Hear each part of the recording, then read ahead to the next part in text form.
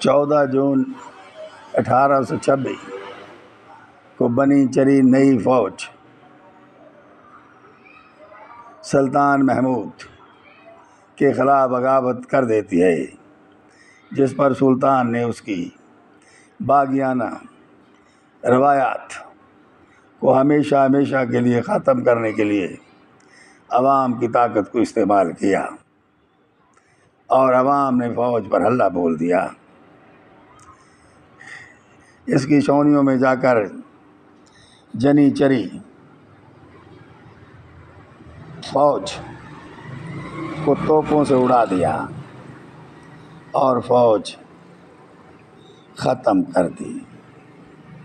جنی چری 500 سال تک، جنی چری یعنی فوج، سلطان کی اپنی فوج، باقاعدہ فوج 500 سال تک رہی اور سلطنت عثمانیہ کو کوئی خطرہ نہ رہا۔ لیکن یوں ہی اس فوج کو ختم کیا گیا تو اب ترکوں کو اس کا بہت بڑا خمیازہ بھگتنا پڑا۔ سلطنت عثمانیہ دن بدن کمزور ہوتی گئی اور روایتی فوج پر جنی چری سے جو سلطان کنٹرول کرتا تھا وہ اب نہ رہا۔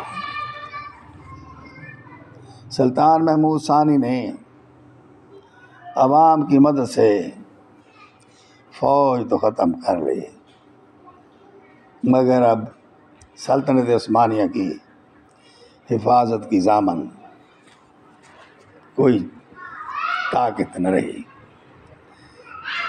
یہ وہی فوج تھی جو ڈائریکٹ سلطان کے ماتحت کام کرتی تھی، اس کی کمان میں کام کرتی تھی اور اپنی روایتی فوج پر بھی کنٹرول رکھتی تھی۔ اسی طرح سلطنت عثمانیہ یوں فوج جنی چری ختم کی تو سلطنت عثمانیہ کمزور تر کمزور ہوتی گئی۔ روایتی فوج کے جنرل بغاوت کرتے رہے، جس طرح مصطفیٰ کمال پاشا نے بغاوت کی۔ وہ اپنی فوجی جنرل تھا، مصطفیٰ کمال پاشا عثمانیہ سلطنت کا جنرل تھا۔ اس کو بغاوت کچلنے کے لیے ترکی کے علاقوں میں بھیجا گیا، لیکن مصطفیٰ کمال اور اس کی فوج عوام کے ساتھ مل کر سلطنت کے خلاف کھڑی ہو گئی اور عثمانیہ سلطنت کو غیر محفوظ کر دیا۔ اس کا علاقوں پر کنٹرول ختم ہو گیا۔ اسی طرح سلطانیہ سلطنت عثمانیہ ختم ہو گئی۔